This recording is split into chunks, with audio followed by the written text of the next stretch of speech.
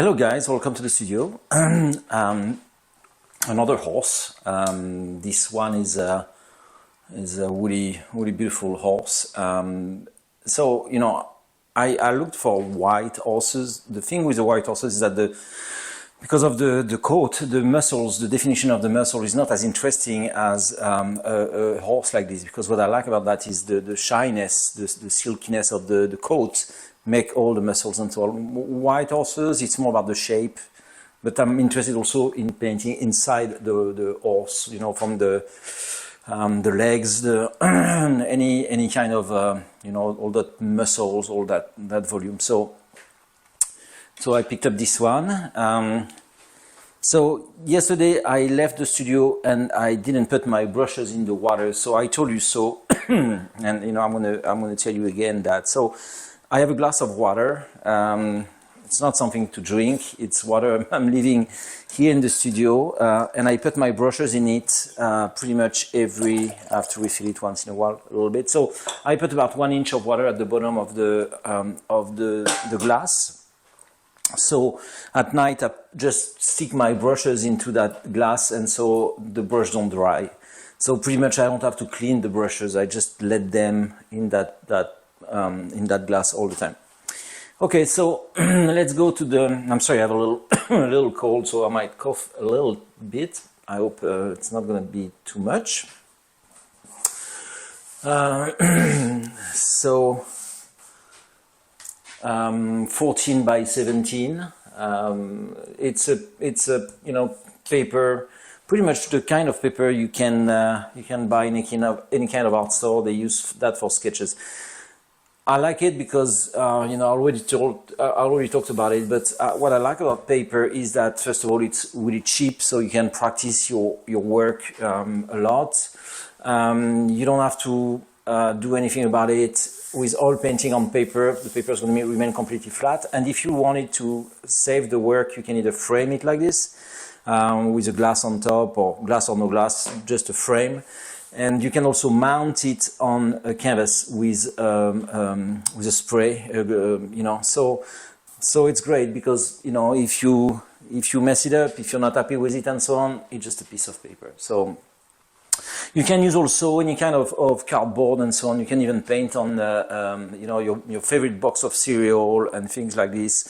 Don't hesitate to recycle. Don't hesitate to use material that are cheap, that are given, you know. So you can practice a lot, because I know the cost of canvases can be an issue for young artists. Okay, so let's start. Okay, what I'm going to start with, I don't know. So I'm going to make some gray that I'm going to use for the background. So I'm going to start here. It's kind of an habit, you know. I'm a Westerner, so you know, when you start writing on a page, quite often you start writing like this. So I think it's also one of the reasons I do it this way. Each time I start painting like this, it's almost like a new experience. So you know, I'm pretty much don't know how I'm going to do this one. So the back of the horse is about here, you know, pretty much half size. Half the size from the top, a bit higher, I guess. So, you know, I'm going to put it here. Then I have that here. I have the back legs that, if I prolong the back legs, they start here. So maybe somewhere here. The other one is here. I have this beautiful line here that goes somewhere like this. The distance between the front of the horse, the chest to the ball, the side of the paper is about here. Then I have, it's almost like a triangle here, you know, the neck of the horse, and then the head is another triangle here. Okay, the butt is a bit higher, so we have this beautiful line here. Front legs, somewhere here, somewhere here. So you remember, it's about mapping. I'm mapping, so I'm writing distance between elements and so on. I don't even know, I don't even try to understand it's a horse. For now, It's just a shape that I'm trying to draw. I'm going to start filling up the background a little bit. So what I like about those horses as well, those brown horses, in French we say alezans, is that their coat, as I say, is really interesting. You know, it's not as it's not black completely, so we still have some work on the coat that is really interesting in terms of nuances. I'm having a lot of a lot of fun with those those colors, those gray gradients, I would say. Okay, I need a bit more white.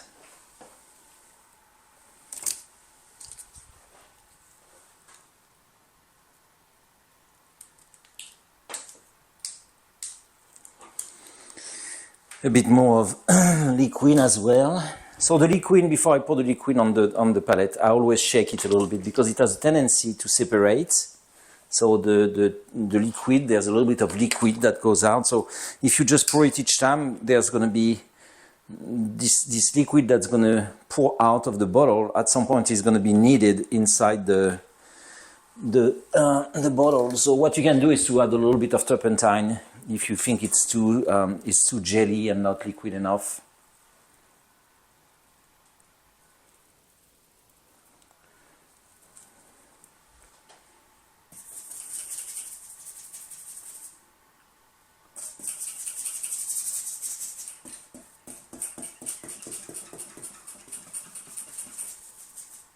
So I told you already that I like to block kind of the background. So I'm using more liquid. So it's gonna really fill up the paper. It's gonna be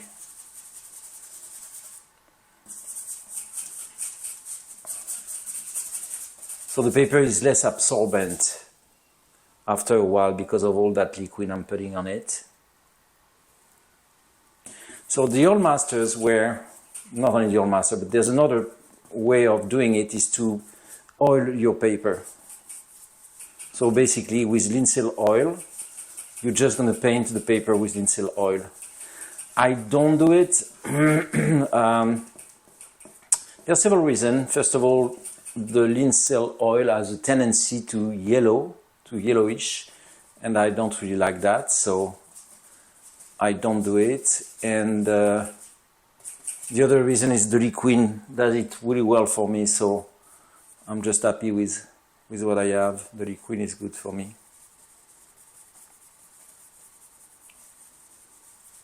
So that's the foliage. I will work on that as I'm working on the horse as well. For now, it's just a little thing like this.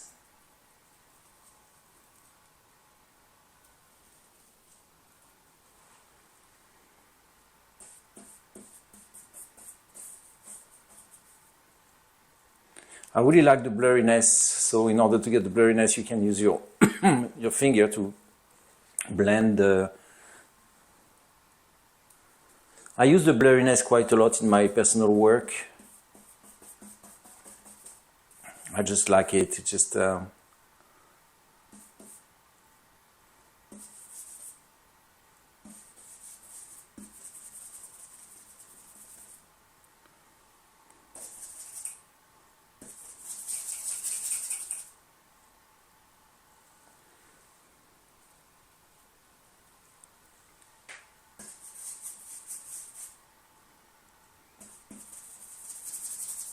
so each time I start a painting like this, I honestly don't know if I'm going to succeed. I'm not saying that to make you feel good. I'm just telling you the way it is, because I'm always wondering if I'm going to be good enough to paint something so complex.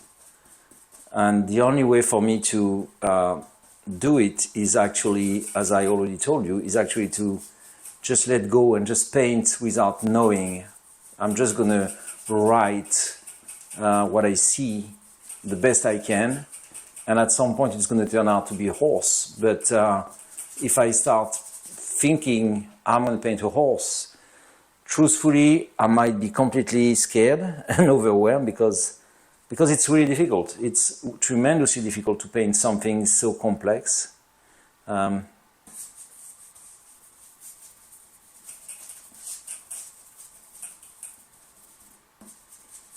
So the way I do it is just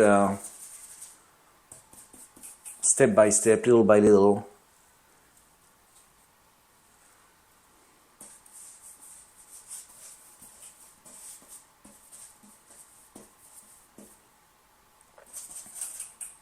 On this one, I don't even really know where to start. So, if it can make you happy to know that even for me, it's really difficult. It's a challenge. It's a challenge, but on the other hand, you know, my experience makes me trust my judgment and my work, and I know if I don't panic, if I stay focused, if I just do it with honesty and kindness and love and so on, so good feelings, I should be able to make it.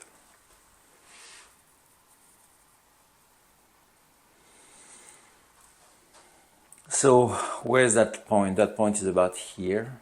We have a beautiful kind of triangle here, and then it goes.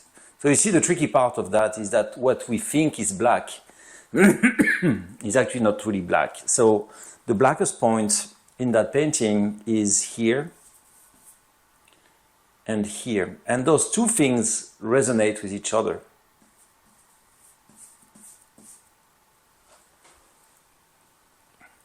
I might even be off here. I don't know. We'll see.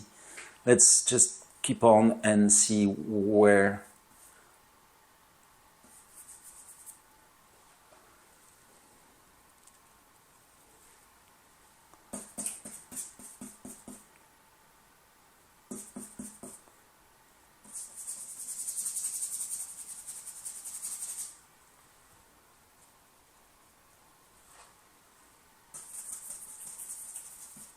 So I told you already that there's something I don't like, which is the color of the paper being a bit warm. When I leave areas that are transparent, it looks almost like it's dirty or something. Something is off in the colors. So I definitely try to use more white in my grays so it covers the paper. And once again, it just it's overwhelming. I'm really it's not struggling, but I'm just I just don't even know where to start, really.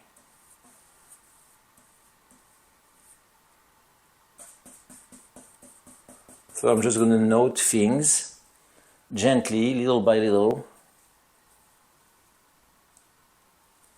and trust that at some point it's going to work and the horse going to appear.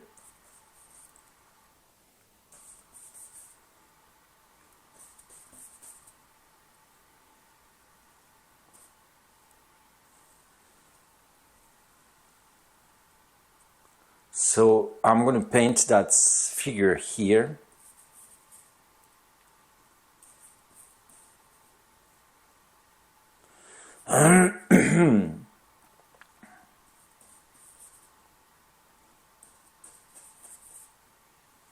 So I'm interested in that, telling the story about that shape.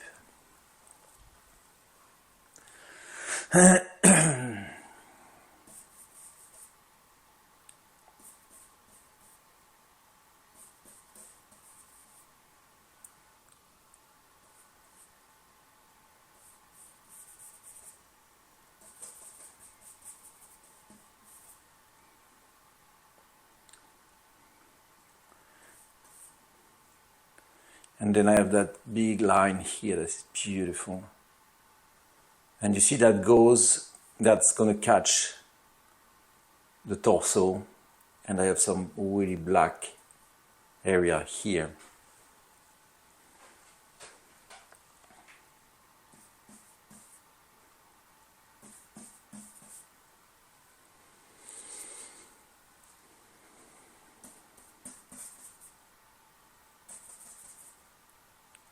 I have the leg here, I have some sort of triangle here.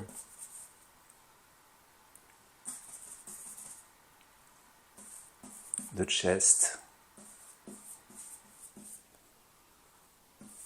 the neck.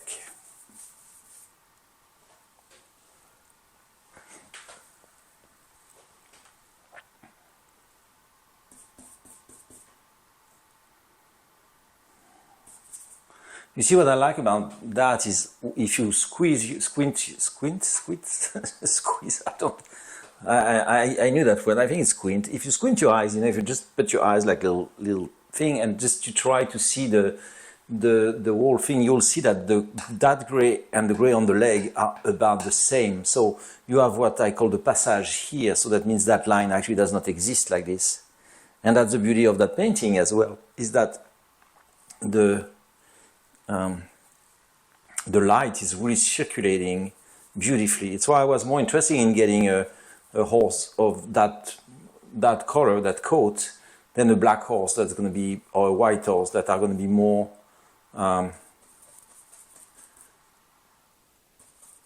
about the drawing and less about the colors.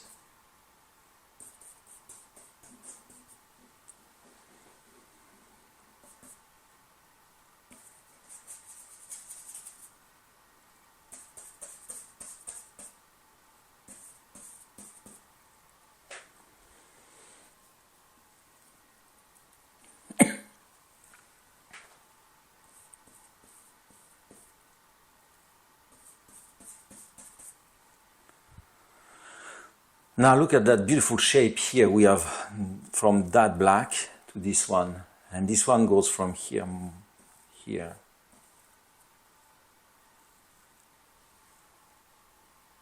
So remember, I always try to join lines. So what I mean by that is I'm trying to figure out where they're going. From like for example, that knee is about here. The other one is roughly here. And then I have that. And luckily, sorry, that leg is connecting with the chest.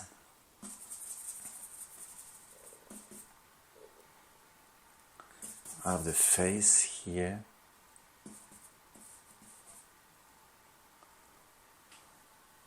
It starts looking like a horse. It's pretty funny.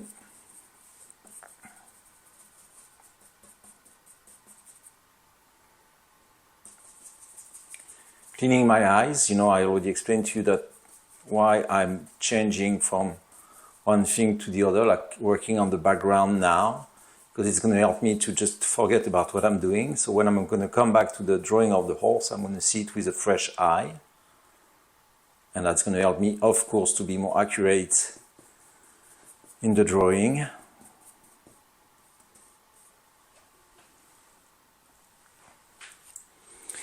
I feel I'm going to switch to a smaller brush. So yesterday was a really good day. I think I was starting being a bit, maybe a little bit sick, and so my brain was really calm. Today is a bit different. I feel a bit more overwhelmed.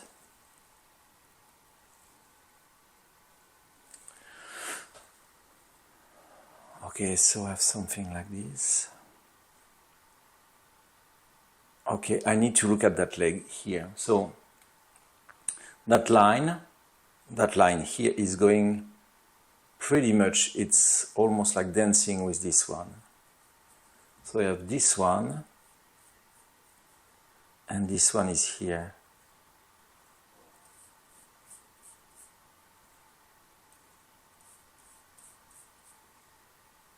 Going there, and then I have this black thing here. And the foot is somewhere here. I have some black here.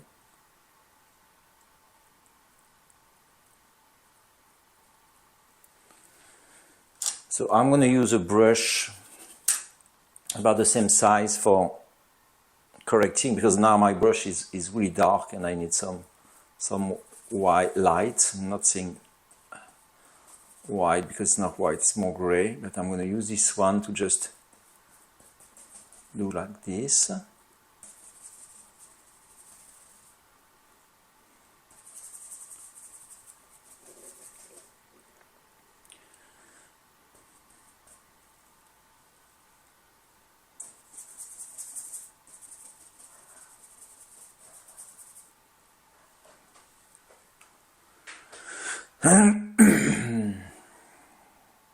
A little area here on this glider.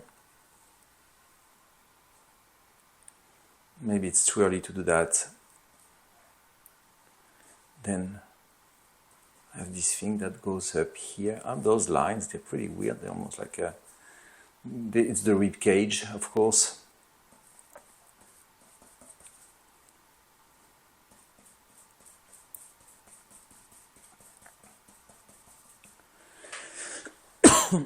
So the old masters, like Michelangelo and all those guys, they were studying anatomy, so they were going on the battlefield at night or any kind of places where they could get dead corpse, bring them back to the studio, and then opening them. They were not only doing that with human, they were doing that with any kind of living animal, just to try to understand the myology and osteology. That means the component of the body. But even when they knew, I mean, that's why there's a difference for me between Michelangelo and Da Vinci, is that I feel like Da Vinci was more of an observer and Michelangelo was more of an understander.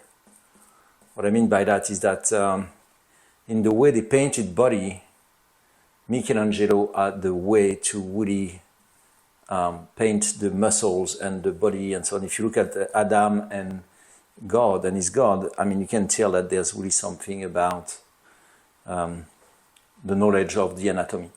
Okay, I'm looking at that and I'm not happy with that line here. It's way too low. I'm breaking his back. So where is it? It's more of a horizontal. That goes up a little bit. And then we go more like this. So remember I told you need to be able to change things as you go. Don't ever think a line is definitive. Even if it's a beautiful line, even if you spend a lot of time on the detail, it's why don't do details at first, because you know, if you spend several hours working on something and then you realize it's not at the right place, you might not want to move it, and if you don't move it, then it's going to be off, and the viewers will see it.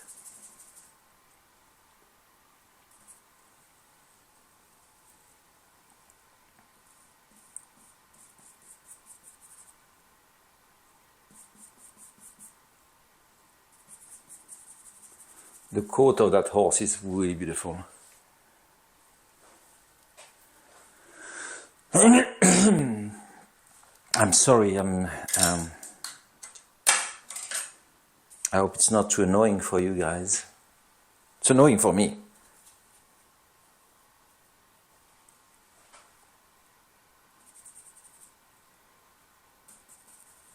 So I have a problem with the, and I know about it, I've noticed it, with the lower part of the chest, this one, because you see here, that should go here.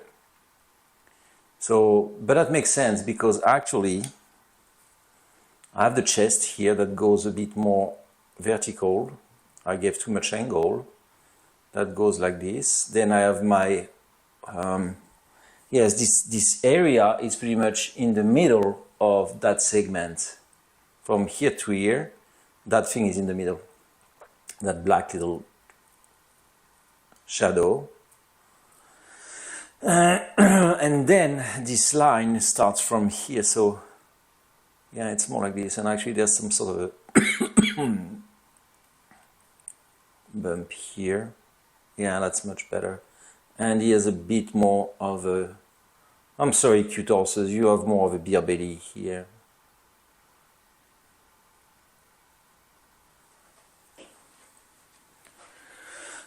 Okay, and then the back is a bit darker. I made it too light, so you know, I'm just gonna correct it. And I have this area that is kind of darker as well, that goes all the way down here. And then I have those kind of, okay, I have a little something that was annoying me.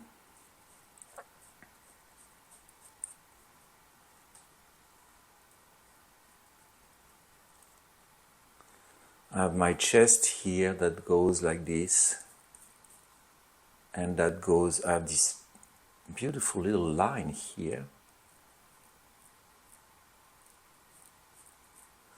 You know, I don't know how you're going to practice with me.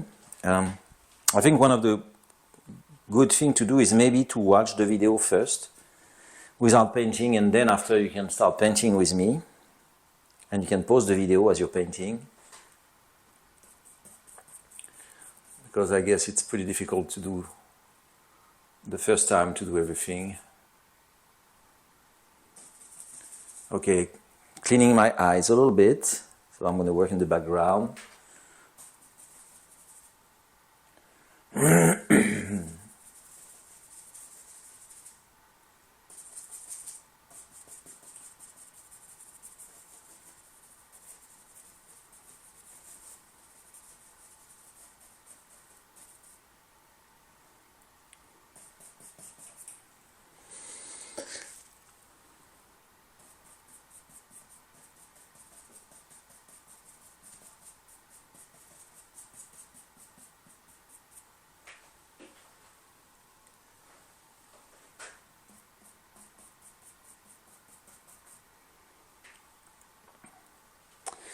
I think we're doing pretty well.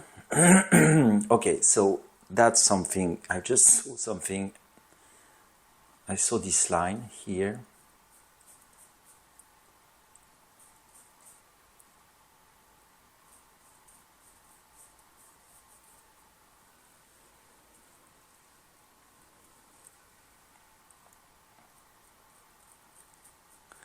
With practice, you will notice that there's some things that at the beginning you don't see, and then after a while you start seeing better. Like you start noticing things with more accuracy. And the other day I was talking about being a painter without painting. It's exactly that. You can be seated at the, you know, outside at a cafe or whatever, and then you see something, and then you start seeing things instead of just, you know, be kind of blind. You're going to start seeing things, and you're going to say, oh, it's too bad I don't have my palette, and because I'm seeing that beautiful line or shape or whatever it is. And then you're going to start really enjoying those things much more. It's really true with colors. When we're going to start painting with more colors, and you're going to see, you know, you go out to anywhere, it can be at a family meeting, it can be on a walk, on a run, or whatever, and then you're going to see some colors, and you're just going to be completely amazed by the richness of what you see.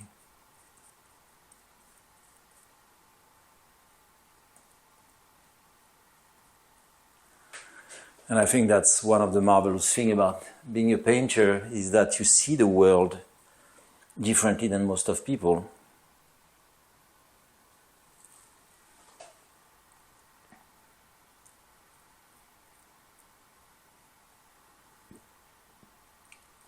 And then you're going to start questioning, what is that color?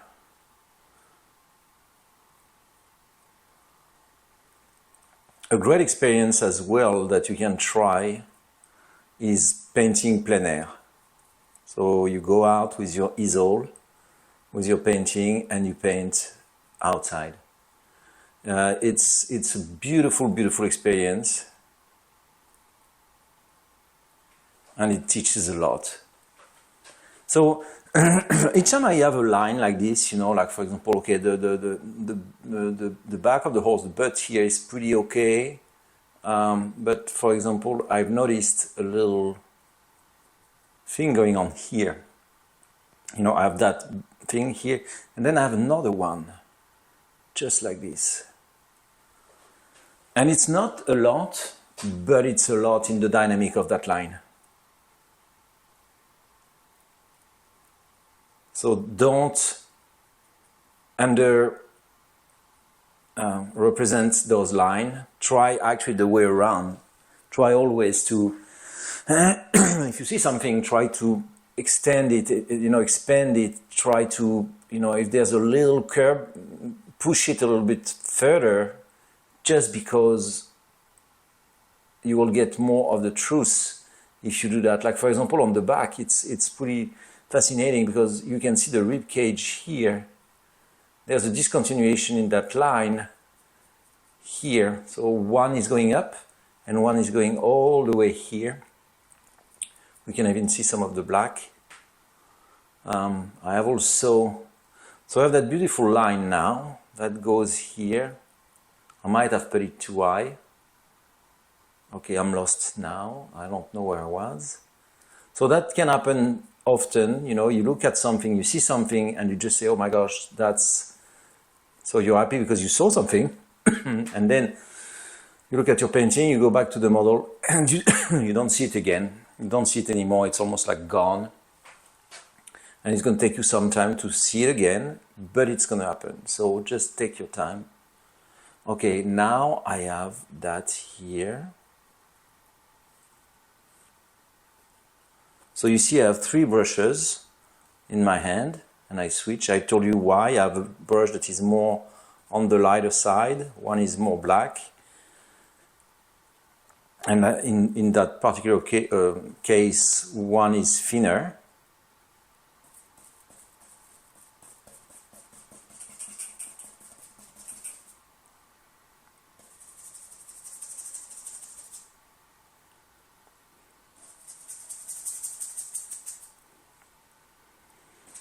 I really enjoy what's up. I'm sorry.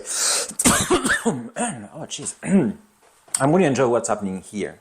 You know, the richness of those legs in front of the grass, and somehow they almost disappear, and then there's this big contrast, this big black, and so on.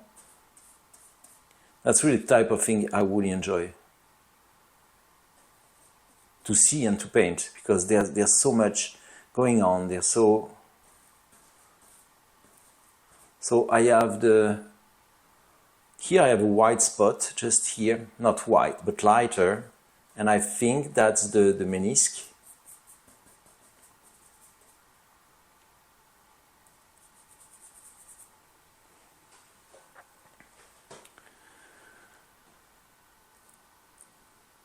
Obviously that is not correct, so I'm just gonna move it.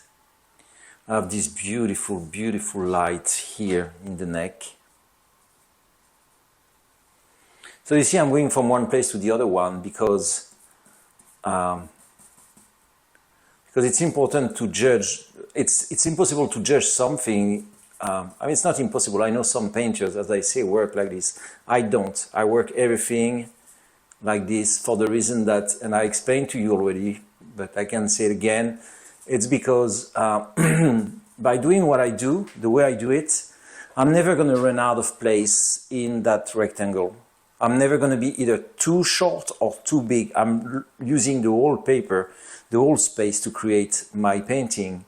And by doing so, I'm sure nothing is going to happen. Like I'm sure it has happened to some of you where you start a drawing and then, you know, you start here, for example, and by the time and you extend things, and by the time you arrive here, either you have too much space or not enough, and then you're just like, oh, bad choice. And so this technique I'm showing you is something that's going to avoid completely that problem. So that means you won't have the issue of running out of space or having too much space. So you really control the composition.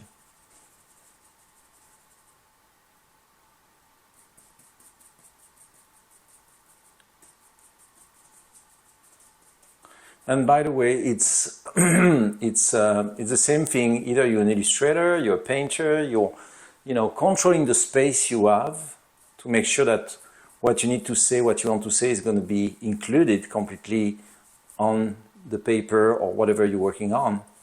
I think that's really, really important.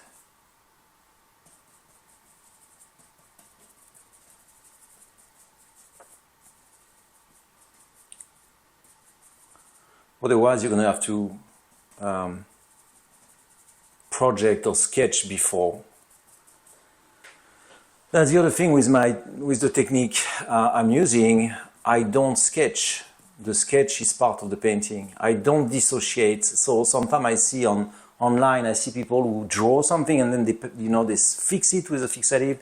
Then after they put a coat of oil and paint on top of it. I don't do that technique. I don't like it because I feel like once for me it's more like a color kit, like the kids what they have in restaurant when they color something. So I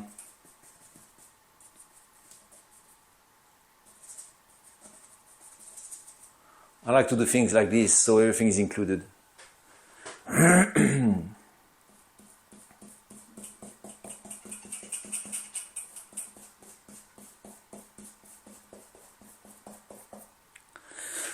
The other thing, by using that technique, then it doesn't make any sense to just say that something is more difficult to paint than something else. Like I hear a lot, like our portraits are more difficult to paint than a horse, for example, and I don't agree. Because with the technique I'm using, everything is the same. Not that I have the same pleasure to paint a horse or to paint a portrait. That's a different thing. But when it comes to paint, I can pretty much paint anything I want.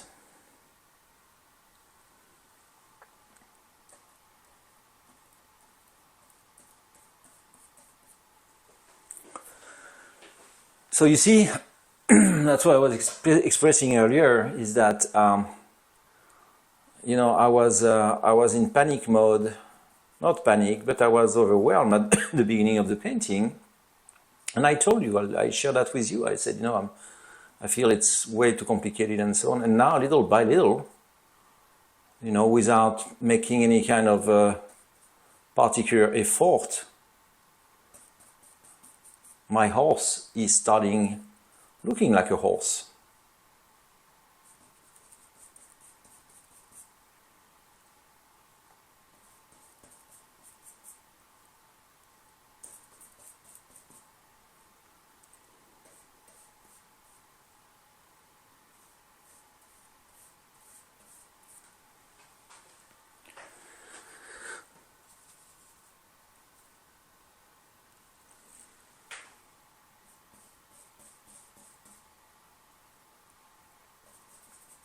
The truth is that it's something that I can explain, like using the technique of mapping and so on. It's really something I can phrase to someone. I can really tell you, oh, you can do it this way and this way. To the point where I had a friend who wanted to enter the art school I graduated from, the National Superior Art Decorative School in France, the one we call usually the Art Deco. And so he wanted to join the school, and so we had a conversation one day, and I told him, first of all, you need to make them sure that they know that you don't know anything. Most of the students, when they go to, you know, a concours, I don't know what's the name, you know, when you do for entering a school, there's a big test. You know, they gather everybody in a room, you draw, you have to show what you're doing. Either you have a portfolio, or there's in that school particularly there was a live test. So, you know, we were about 800 students in a giant room. It was really it was something really special, and we have live models. They're not nudes, they're dressed, but we have live models, and you have to draw the live model. And then after, we have a test of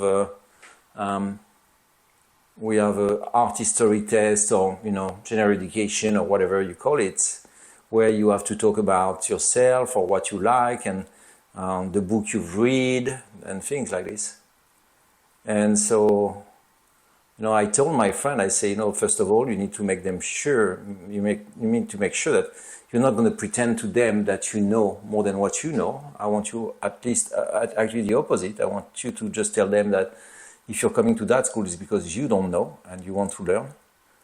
And then I explained to him my technique of mapping. You know, like you map things. You just, drawing is just mapping. You don't need a special skill. You just need to do. If you're using this technique, there's obviously no need of a special talent. You know, because it's not about a skill, it's about a technique. And we can talk about it someday, but Bonnard used to say that drawing is reflection and color is sensation. And I agree with that. I definitely think that color is much more sensual, sensitive than drawing. Drawing is really a technique. So I explained to him the technique, and when he went to do the live model session, he never had done it before, never had a live model to draw. And he did really well, because he was not trying to draw per se and make the eyes and the nose and so on, because a lot of students, that's what they do. And the funny thing is that most of the time, it doesn't look like the model at all. It looks like a vision they have of a human being. But they don't draw the model, they draw the concept, the idea they have of a body. And I don't think it's the right way to do it. Because if you have a model and you don't look at it, then it's kind of a, you know, it's almost like, what's the point? So you understand that with that technique I'm using now, I can pretty much paint anything. I can apply that to a nude or someone in a couch sitting, or, you know.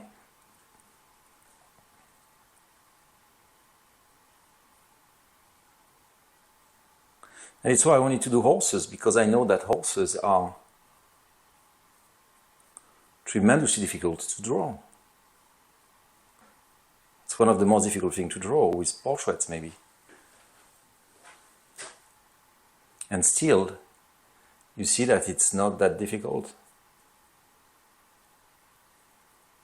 I mean, it's difficult to master the technique, but it's not difficult to understand the technique. Now, it's all a matter of how many hours you're going to spend working on that technique and perfectioning yourself in that technique, and making that relationship between your eye and your hand better.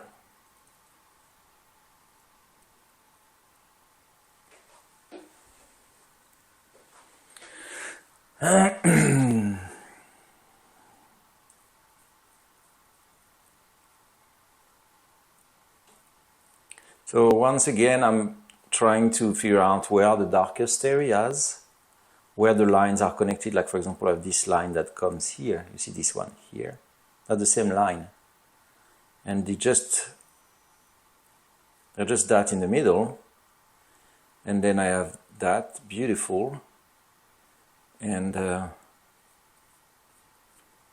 it goes up like this.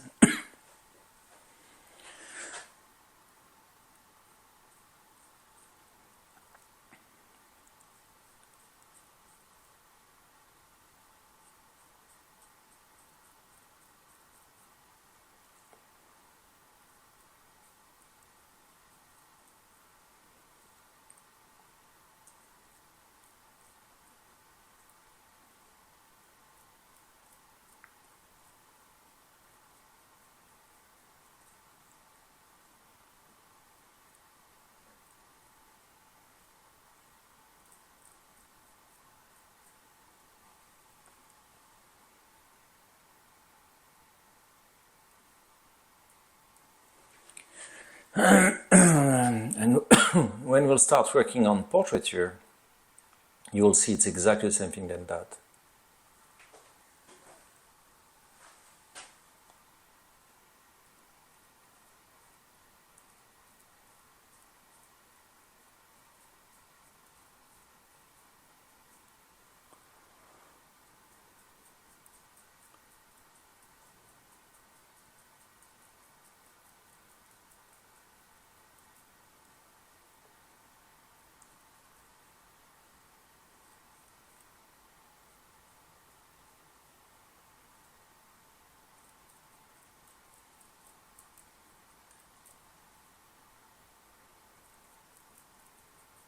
Pretty much when I do portraits, I end up with the same feeling than that. So I look at the portrait at the beginning, the face, and I'm just completely overwhelmed.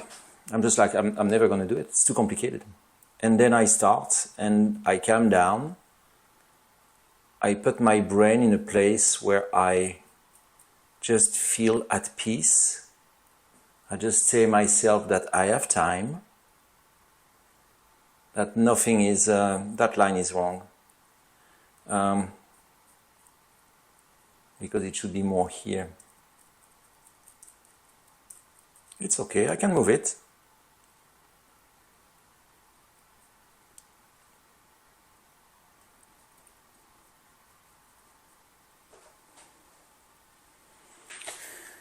Now I'm going to go back to some lighter color, because I have some things to fix. I have that to fix.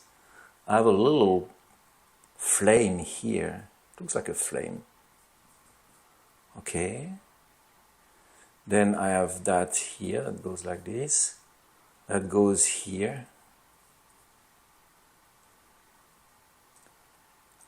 And of course I will have to come back in those areas with even lighter color to enhance the highlights.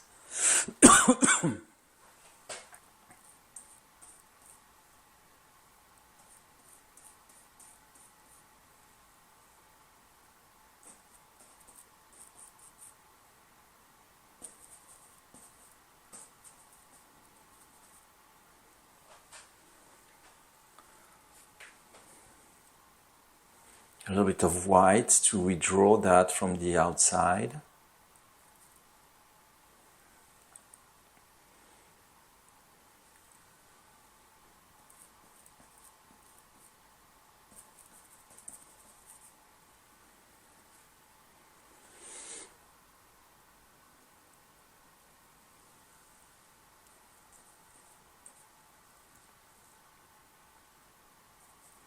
I even have that color here that gets inside the leg, so I don't have that.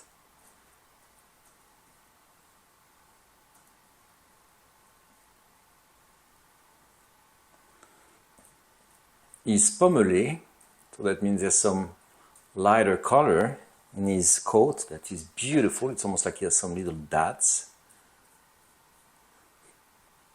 We find that often in white horses.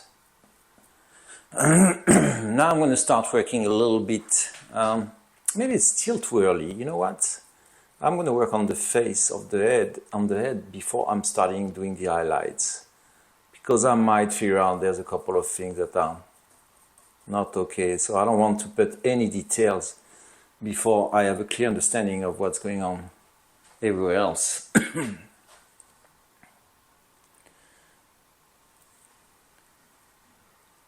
Okay, I have this beautiful thing here.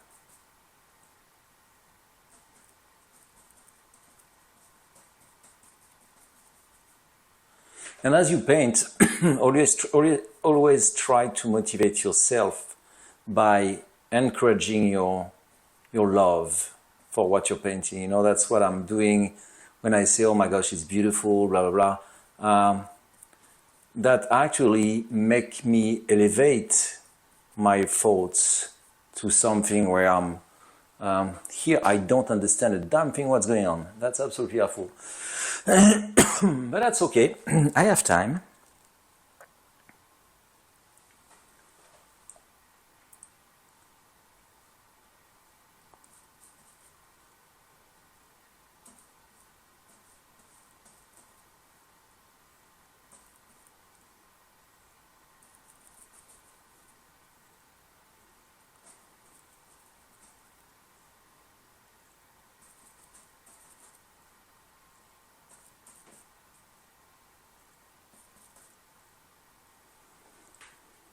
I feel a little bit like this line is actually more here.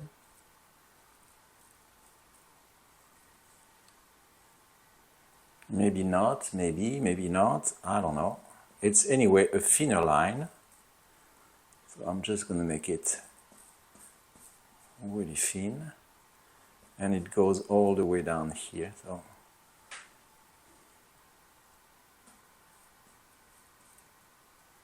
okay.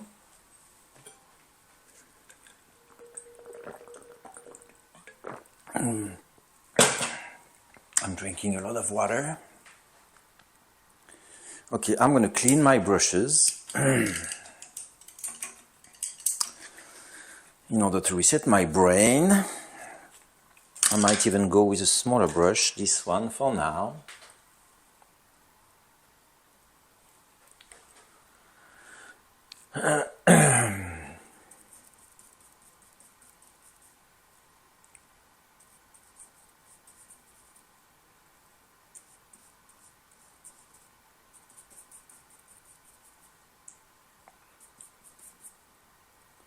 Here I have a lighter color.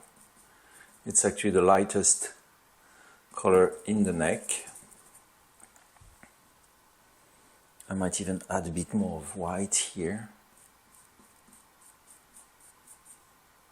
Then I have this, it's almost like a river. You know, it's almost like a delta, and then the river is pouring all the way here, and then it's going to come here to that place that is much lighter. And then I have a little bit of that. I think that line here needs to be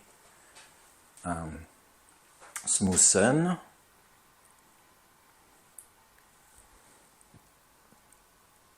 I have that beautiful little white here.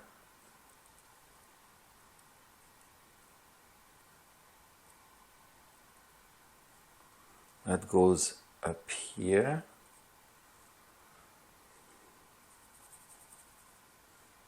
And then this here is a bit lighter. And I have that as well that connect both of them.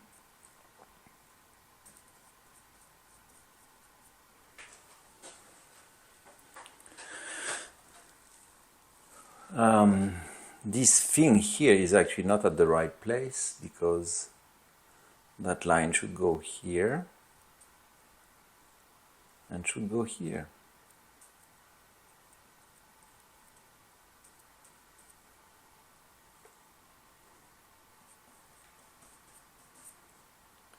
That's why it's so important to be able to move things until the last minute. See how this beautiful whiter color is answering to this one. It's almost like they work together to give us the leg.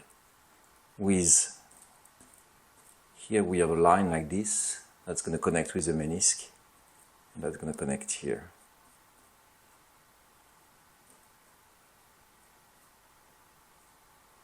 And then the leg here, we have that thing that goes more like this.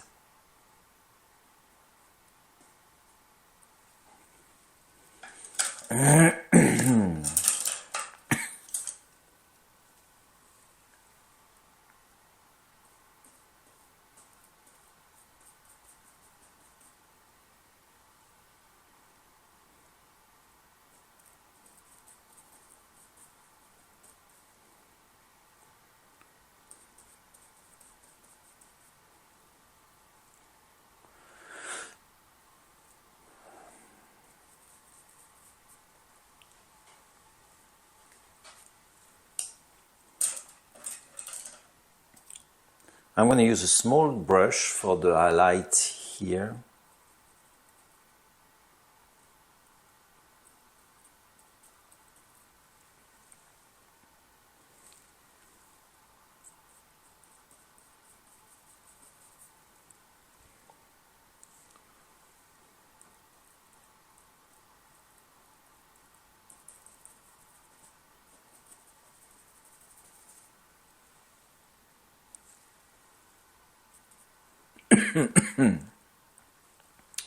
Okay, you see I have the white of, it seems he has white, we call it boulet in French, I don't know, boulet, I'm sorry. So this is white, so the grass is kind of, it's a bit lighter, but it's still gray. So I'm just going to do it like this.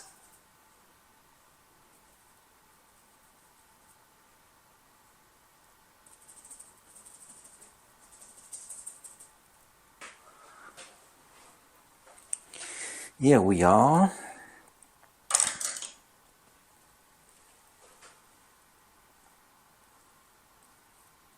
I have kind of a little shade just underneath that. That's going to give the space here.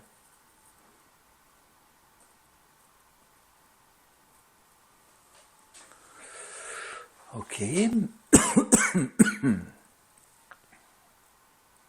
Have some black here. And that's black too.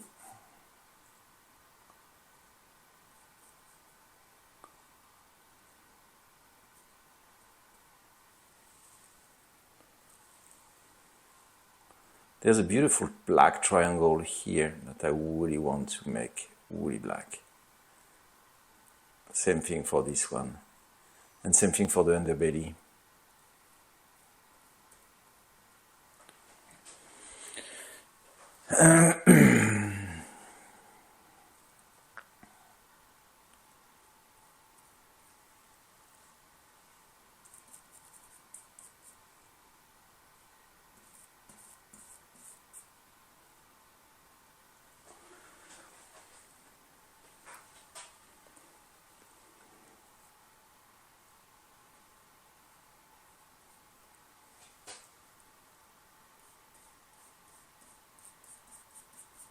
My brush is almost dry, and it's why I can do some of the darker area just by bringing just a tiny bit of black.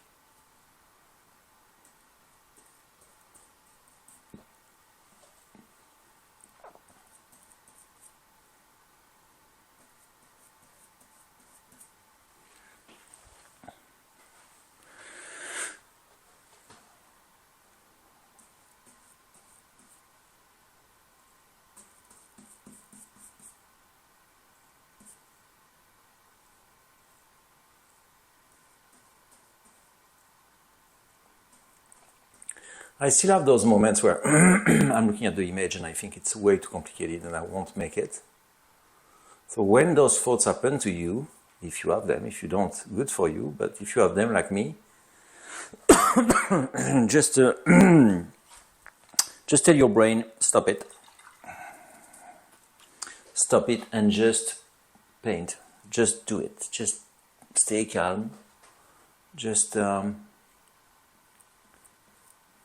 add your little rocks to your path, to what you're doing, without panicking. We just, I see something, I write it. And by adding all those elements, at some point, my horse is going to look like a horse.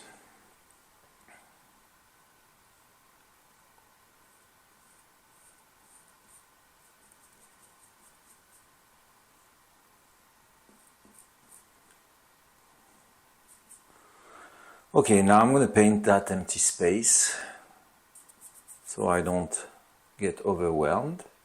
Where is the limit of the shoe? The shoe is, if I go vertical, it's about here, so it should be there somewhere. And then this angle here comes from there to here, yes, somewhere here. And then this one is like this. And then I have a beautiful empty space between the legs, like this. I have, same thing, I'm going to draw that little empty space, and then is the mouse. Okay, it's kind of black here, and then it goes back here. Okay, I have the little here, I sketched a bit earlier, and the other one is somewhere here. Okay, let's see the empty space. I have some air, and I have the here, just here. And there you are, that beautiful little shape, like this, something like this. And then I'm gonna have, so the air are pretty black, and then is the, here it's pretty black as well, and then I have my little eye. So where is the eye? Okay, talking about this one. If I go up here, if I look at that, it's somewhere here. Now it's a bit higher, it's going to be somewhere here.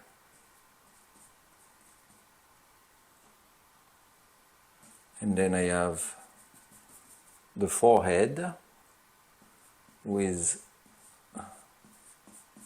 something like this. Something like this.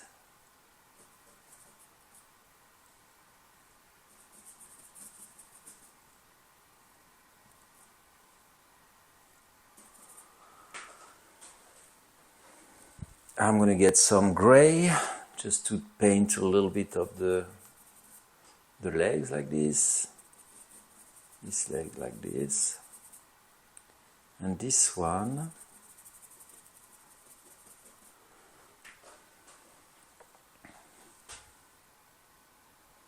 Now I'm going to paint around the legs. Same thing, you try to look at the space that is between the legs, or here, not as something that is void or empty, but as part of the drawing.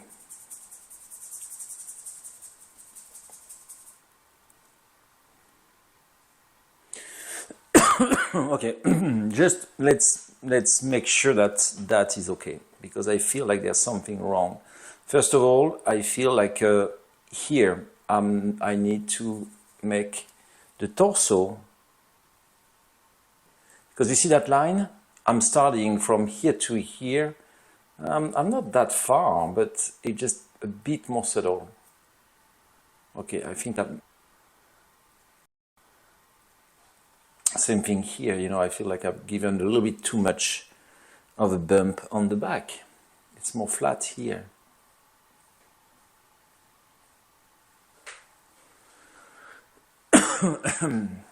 I'm really sorry about my coughing, it's really annoying.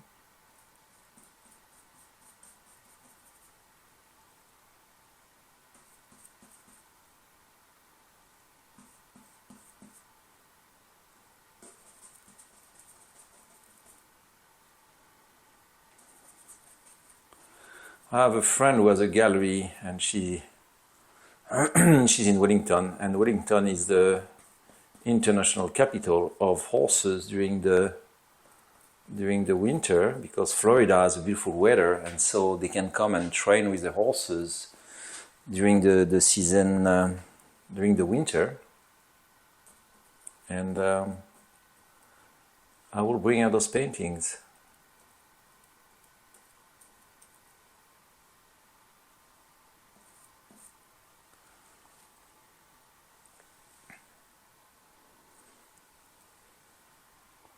Okay, now we're going to work a little bit on the head.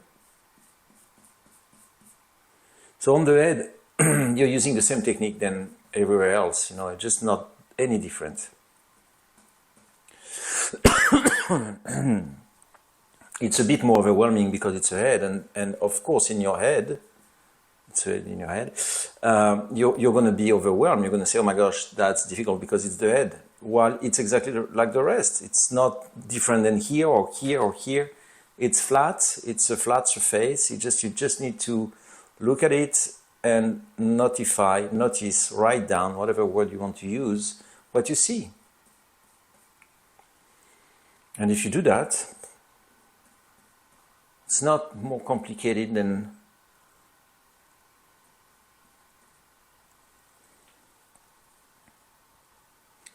the rest of the painting.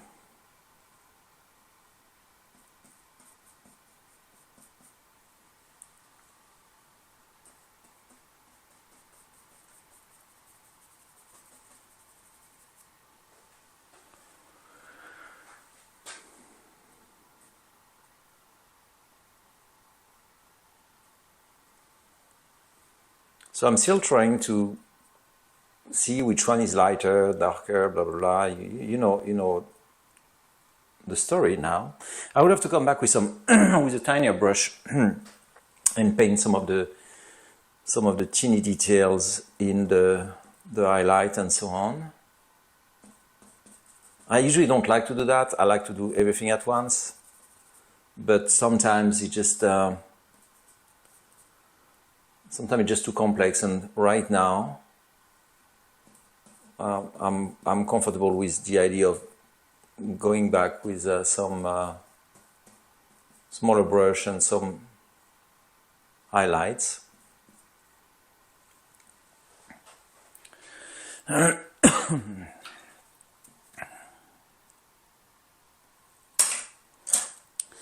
really need to start using new brushes because some of them are really old.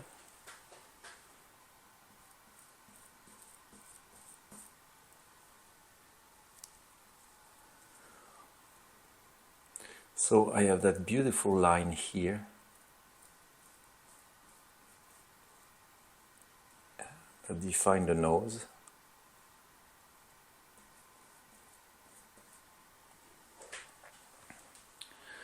You have to trust the viewer as well. You know, I mean, the viewer will make an effort to understand things that are not absolutely. You know, it's like when I told you about the when you talk to someone, you look at that person in the eyes, you don't see the shoes, and so, but you know, you know their shoes, even if, I mean, you know, some people who want to make a joke would say, yeah, what if they're bare feet? No, but you know what I mean. It's not about the shoes. It's about the fact that your vision, your brain, make the missing parts. Your brain makes them naturally. I wanted to work a little bit on that.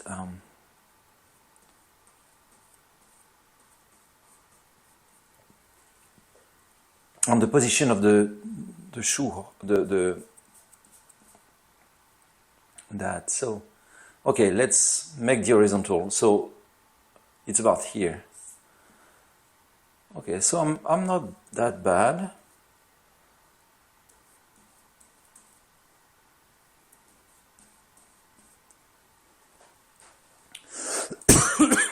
So you can always double check your points. You know, if you doubt about something, you know, just make sure that you double check with another area. I mean, another thing from the painting. Like, for example, if you say, oh, I'm not sure about that point, then you can judge it regard to that with that space, but also regard to that and to that. And like, for example, you see, if I if I look at that line here, and I make it cross with this one, they're gonna cross, they're gonna meet about here. So that means that line needs to be a bit more like this. I'm not happy with that line because I think it's a bit too harsh, but as you know, I will come back with some smaller tools.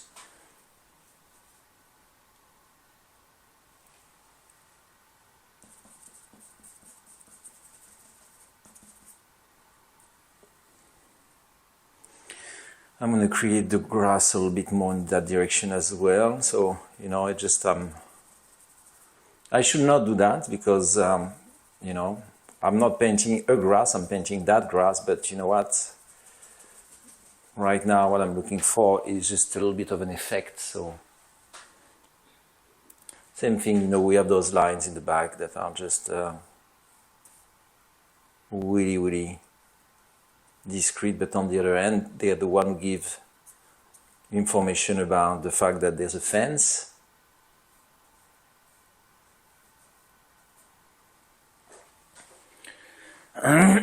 So it brings back the horse in some sort of a human environment. Okay.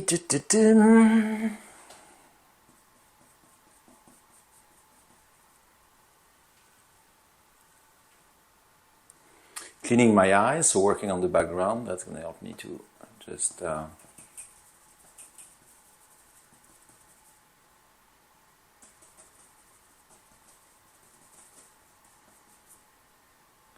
refresh.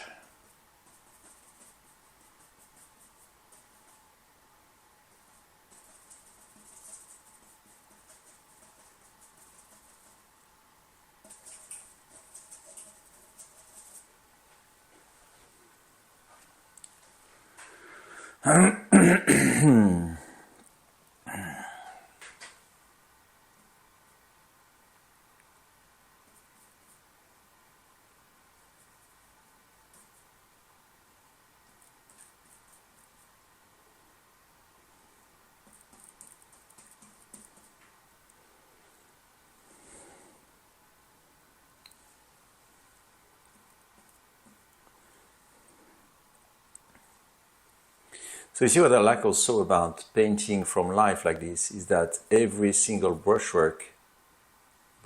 stroke is unique by essence, because I'm looking at something and so, you know, I was I did abstract for several years, and I found out that one of the most difficult things in abstract it's to have the same richness that we can have when we do figuration, because when we do figuration, the brain is motivated by what we see, so we don't have to think about the justification of our gesture. While abstract is more abstract.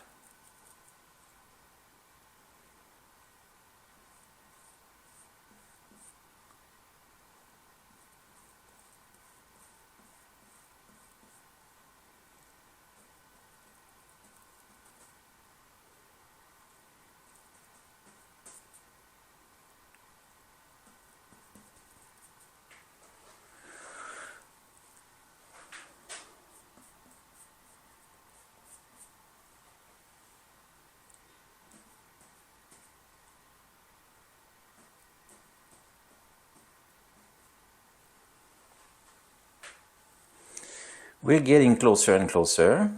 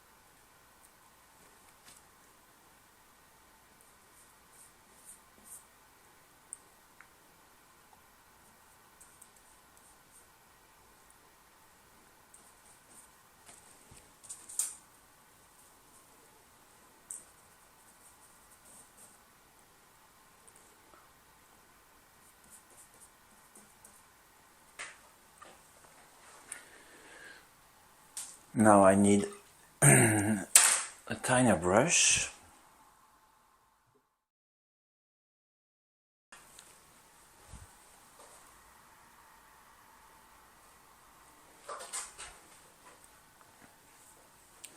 So I'm going to use so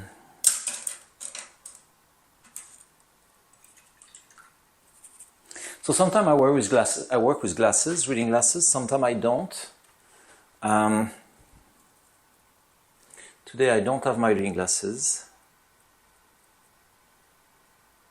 Sometimes it helps to not see too well.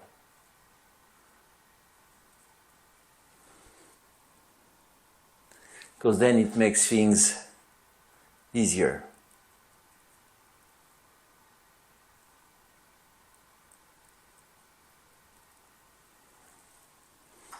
I'm pretty excited about putting the white on the leg and on the nose.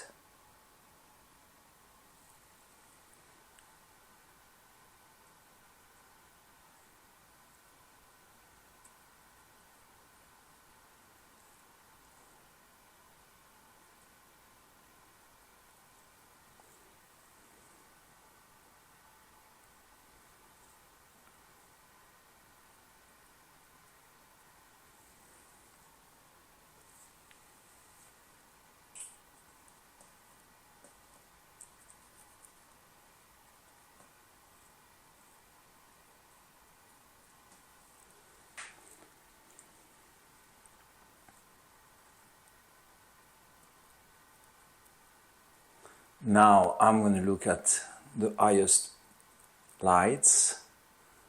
I'm going to put them. You see I still have the face to work on, the eye.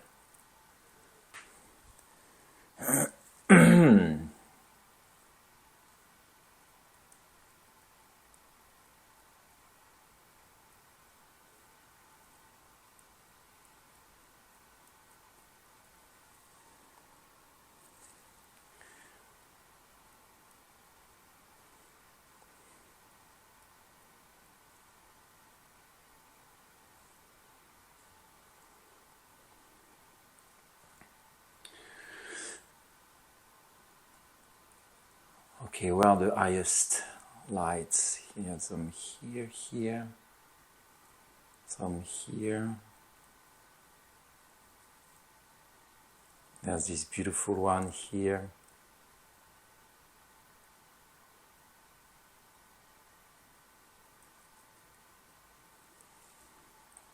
There's this one.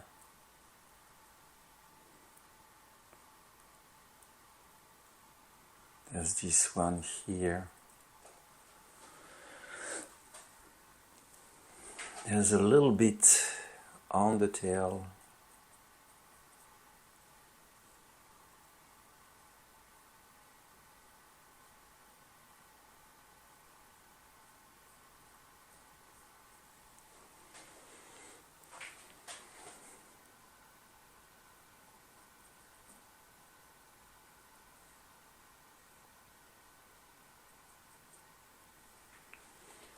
And now, that's where things... So if my eye is here, the other eye is here.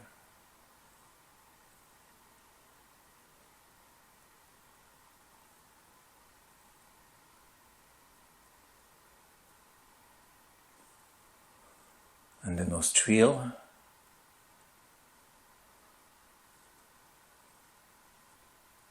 With a little shadow underneath. The little mouth. The lips. I love the lips of horses. They're like velvet.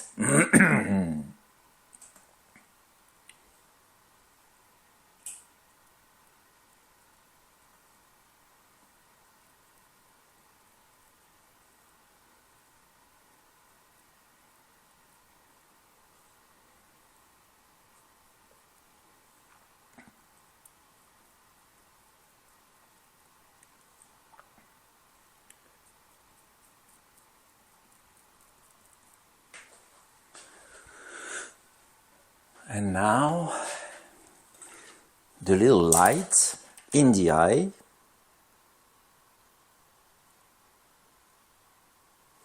So my tiny brush and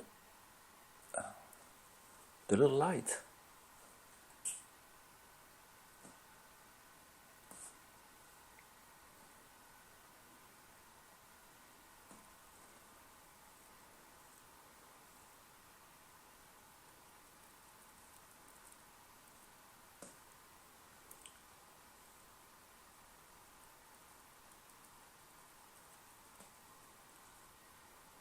There's a little light in the nostril. There's something here.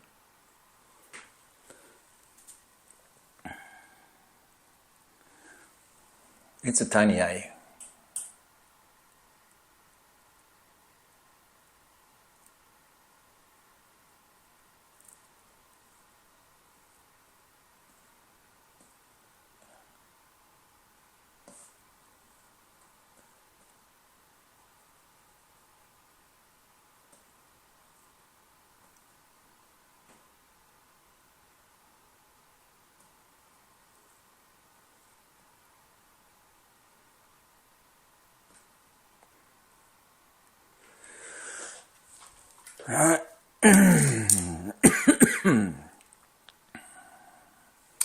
On this one, I'm going to use the mirror to make sure that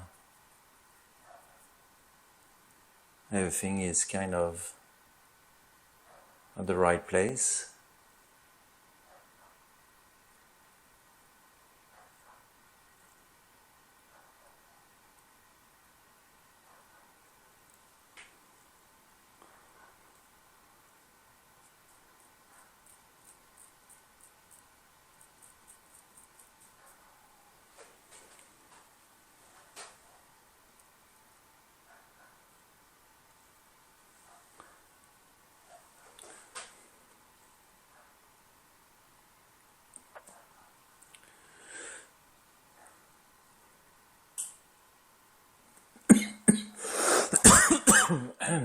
Jeez.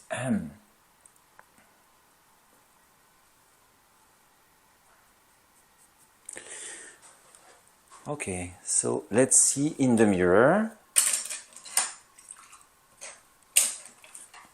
So I'm using, you're familiar with it, I'm using a mirror, and I'm going to look at the painting in the mirror. So the reason why I'm doing that is because I'm so used to the image this way, then my eyes get used to the default, to any kind of issue with proportion and so on. By using the mirror, I'm just going to return the image. So I'm going to create a brand new style for my eyes, and I'm going to see the horse like someone who hasn't seen the painting yet. So I feel I'm not happy with it yet. So let me see. It's not bad, but there's a couple of things that bugs me a little bit. I feel like that's too dark. The eye is a bit too big.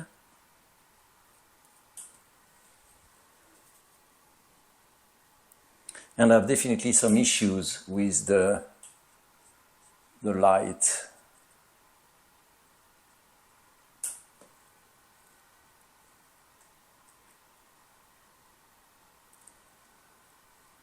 Here I forgot completely that light.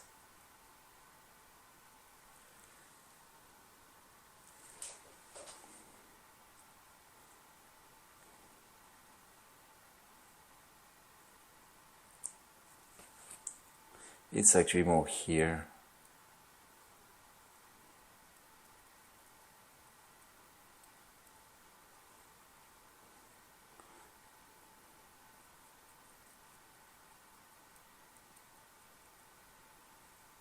Sometimes we just forgot things to put them, and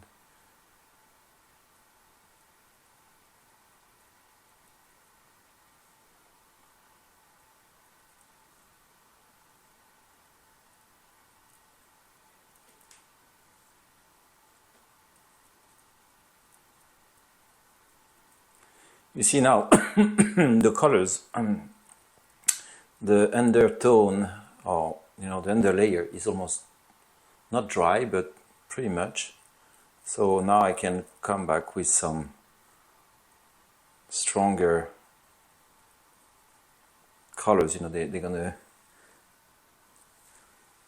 There's something really beautiful about horses as well. Is their vein system, the blood vessels. I'm just gonna put a couple just to give more strength to the legs.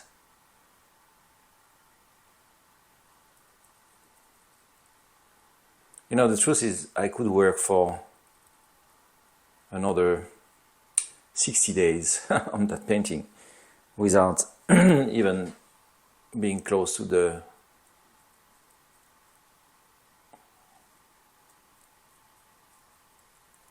beauty of the light.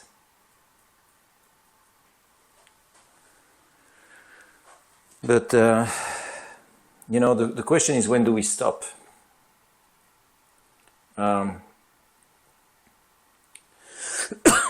For those lessons, of course, you know, I don't want to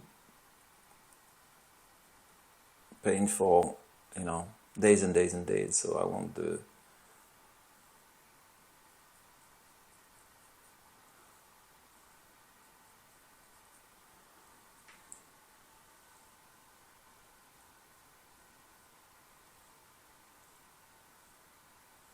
because the more I look, the more I see things. And that's what I told you at the beginning, you know, it just at some point you're going to look at it and see more and more and more and more and more, and it's endless.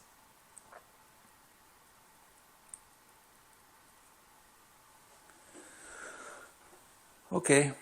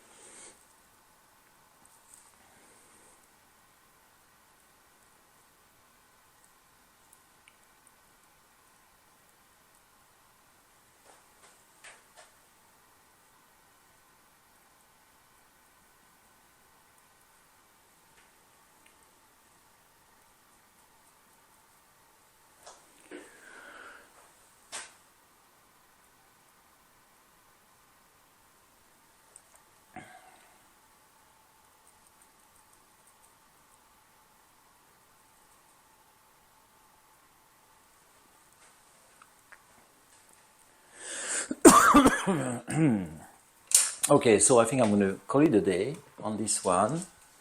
You know, as I say, I could paint for another very long time.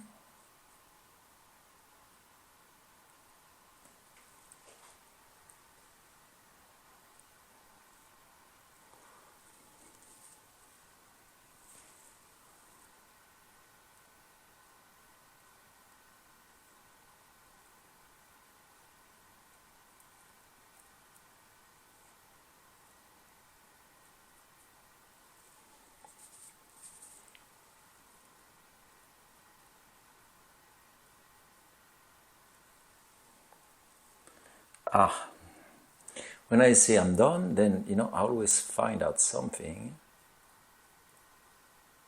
that can be improved. Mostly in the face.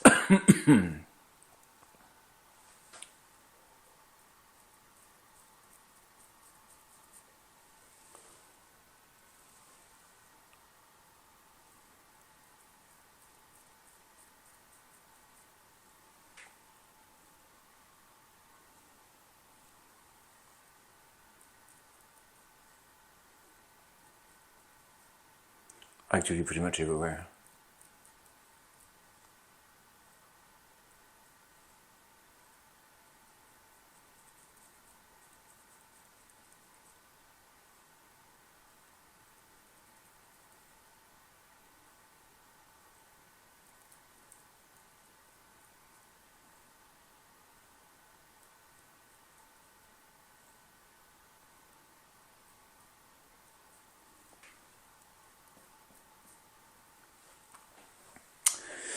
Okay, the unveiling.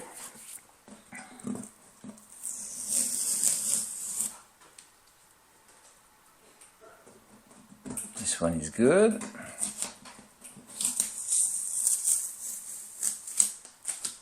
This one is good.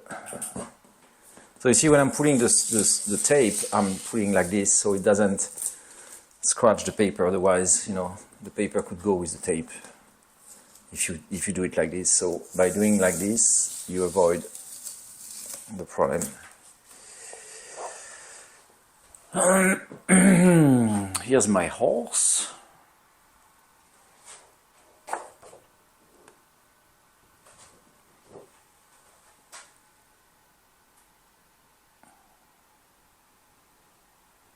Okay, so it's number 5. I mean 4 recorded. So we might do another one or move to color. I will see how I feel. Okay? Okay, bye-bye. Talk to you later.